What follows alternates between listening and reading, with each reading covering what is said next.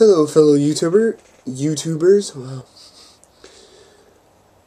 It's me, Short Fuse TV, aka Rob, for those of you who know me. Now I said I was going to do a review on Resident Evil Afterlife. So, here it is.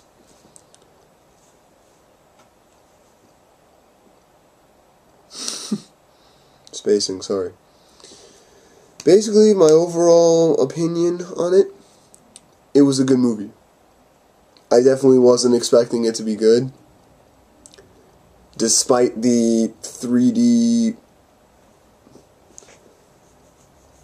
film. Besides the fact that it was in 3D. But it was a good film. I mean, I was definitely on the edge of my seat most of the time. I was definitely engrossed in it the whole entire time. There were a couple of moments I jumped, which wasn't expecting that in an action flick. Even though it's more of a survival horror, because that's what the genre of the game was. Resident Evil, it was a survival horror game. So I guess in a way it wasn't really just an action film. But again, it actually caught my attention, and it actually was worth watching. It was actually worth the money that I paid for it.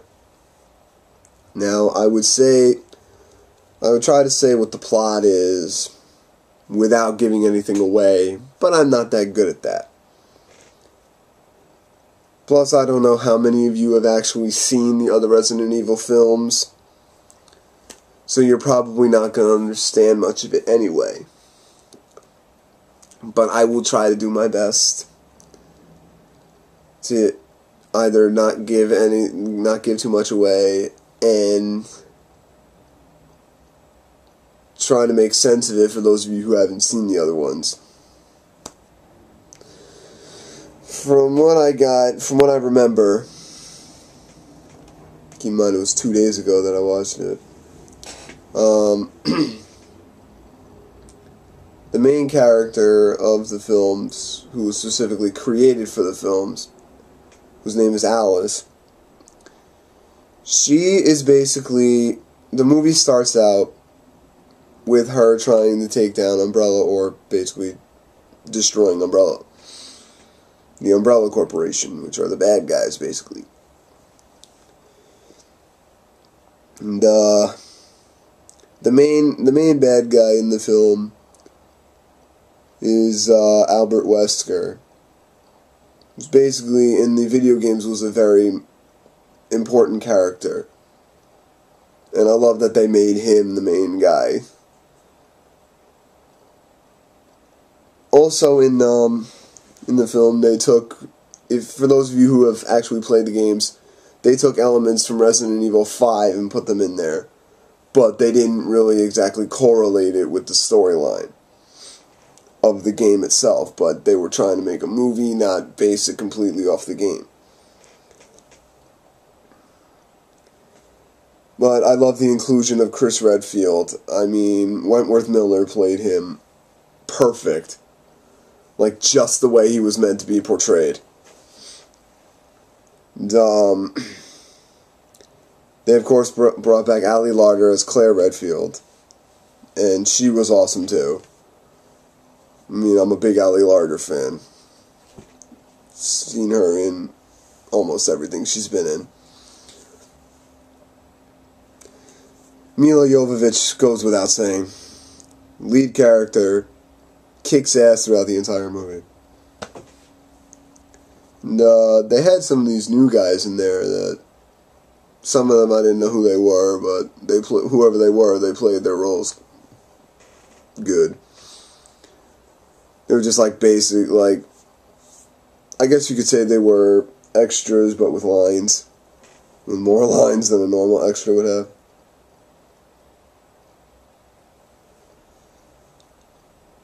And Albert Wesker, the guy who played him, was a different guy from the one, if you saw Resident Evil Extinction, it was a totally different guy. But he was awesome. They portrayed him perfectly.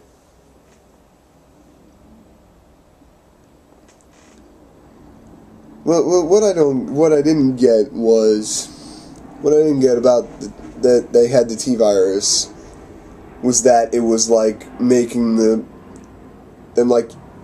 zombies even more mutated than they already were. Like, with Resident Evil 5,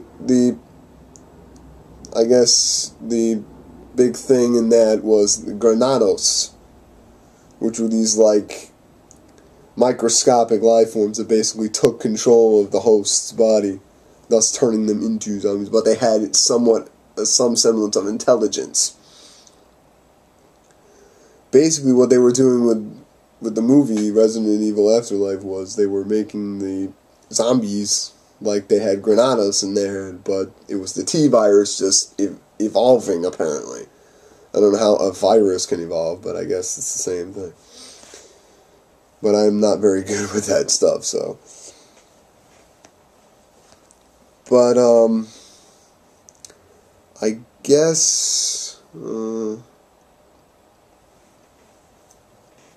like, the fact that basically in the beginning of the movie, Wesker basically takes the T-virus out of Alice, making her human. She doesn't have the super speed, she doesn't have the super strength, she doesn't have the telekinesis. She's just human again. I mean, that was good. I mean, I liked that she had the powers originally, but it was good to see the human element exposed for her. Because she never had it.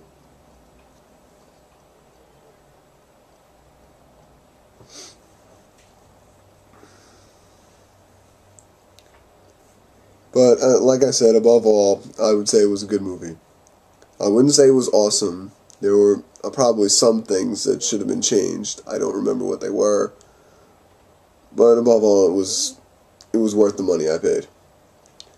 So I would definitely say, go out and see Resident Evil Afterlife. It is worth the money. And if you haven't seen the other ones, see them too. They're good films. For those of you who don't know, they're Resident Evil Apocalypse, Resident Evil Extinction. Those are the first three. And I forgot to mention this, but they actually leave like a cliffhanger ending, and they feature Jill Valentine, who was in the second film, just as she was in Resident Evil 5, where she was like basically being mind controlled. But I'm glad to see that they actually featured her, like, even though throughout the entire movie that she wasn't shown until the very end. I didn't like that, but I'm glad that she was featured in it because she's one of my favorite characters in the Resident Evil. She's one of my favorite characters in the Resident Evil series. Her and Chris Redfield. But, again, go out and see Resident Evil Afterlife. You will not regret it. I don't really have, I guess I'll be doing, next week I'll be doing another review of Glee, but it'll be episode 3 this time. I might do another vlog, I don't know. Stay tuned, keep checking your subscription box. And I will see you next time. Peace.